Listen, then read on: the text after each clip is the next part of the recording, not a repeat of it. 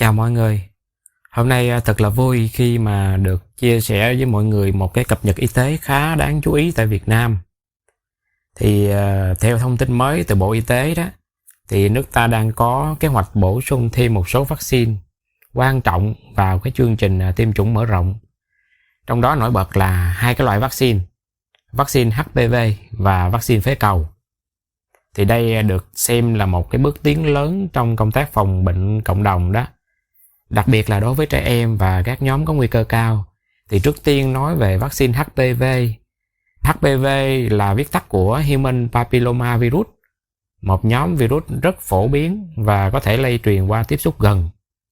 Thì phần lớn người nhiễm HPV thì có thể không có triệu chứng rõ ràng, nhưng một số chủng nguy cơ cao lại liên quan trực tiếp đến ung thư cổ tử cung, ung thư hậu môn, ung thư vùng hầu họng và một số các bệnh lý khác như sùi màu gà, vân vân.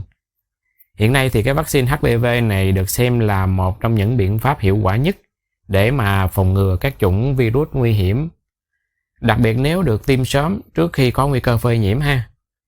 Ngoài HPV thì thông tin lần này cũng được nhắc đến đó là vaccine phế cầu. Đây là loại vaccine giúp phòng ngừa các bệnh do vi khuẩn phế cầu gây ra như viêm phổi, viêm màng não, nhiễm khuẩn huyết và viêm tay giữa.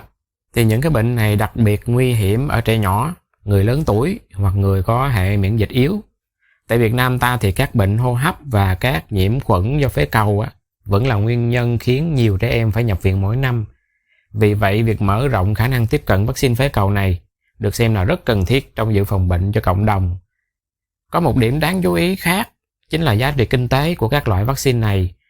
Hiện nay nếu mà tiêm dịch vụ đó thì chi phí vaccine HPV không hề thấp đâu nha. Với vaccine HPV thế hệ mới phòng được tới 9 chủng virus thì mỗi mũi tiêm HPV này có giá gần 3 triệu đồng và một người thường cần được tiêm là 2 đến 3 mũi tùy độ tuổi. Có nghĩa là tính ra đó, tổng chi phí có thể dao động khoảng 6 đến gần 9 triệu đồng cho đầy đủ cái liệu trình tiêm vaccine HPV này. Còn đối với mà vaccine phế cầu thì chi phí tiêm trọn gói cho trẻ nhỏ hiện nay cũng có thể dao động khoảng 4 cho đến hơn 7 triệu đồng tùy loại vaccine và lịch tiêm. Đây là cái khoản tiền không nhỏ đối với nhiều gia đình, đặc biệt là ở khu vực nông thôn hoặc là vùng khó khăn. Chính vì vậy nếu các vaccine này được triển khai trong chương trình tiêm chủng mở rộng đó thì giá trị mà người dân có được không chỉ là bảo vệ sức khỏe không, mà còn giúp giảm gánh nặng tài chính rất lớn trong tương lai. Bởi thực tế chi phí điều trị các bệnh nặng như là ung thư cổ tử cung, viêm phổi nặng hay là viêm màng não thường cao hơn rất nhiều so với chi phí phòng bệnh bằng vaccine mà. Tuy nhiên mọi người cũng cần lưu ý rằng việc triển khai sẽ được thực hiện theo từng giai đoạn thôi, chứ chưa phải ngay lập tức áp dụng trên toàn quốc đâu. Theo kế hoạch hiện tại thì Bộ Y tế dự kiến sẽ triển khai thí điểm trước tại một số địa phương, ưu tiên các khu vực khó khăn, miền núi hoặc nơi có nhu cầu cấp thiết về y tế cộng đồng. Sau đó thì mới tiếp tục đánh giá hiệu quả, đánh giá khả năng cung ứng vaccine cũng như ngân sách để mở rộng dần trong các năm tiếp theo. Như vậy có nghĩa là không phải tất cả người dân sẽ được tiếp cận chương trình ngay từ đầu.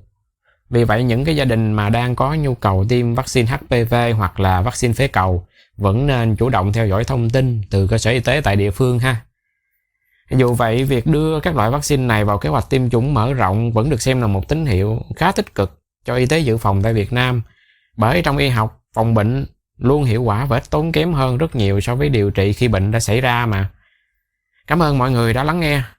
Nếu mà các bạn quan tâm đến các chủ đề về sức khỏe, vaccine, y tế cộng đồng và cập nhật y khoa mới, đừng quên theo dõi series podcast này của John và hẹn gặp lại trong kỳ tới.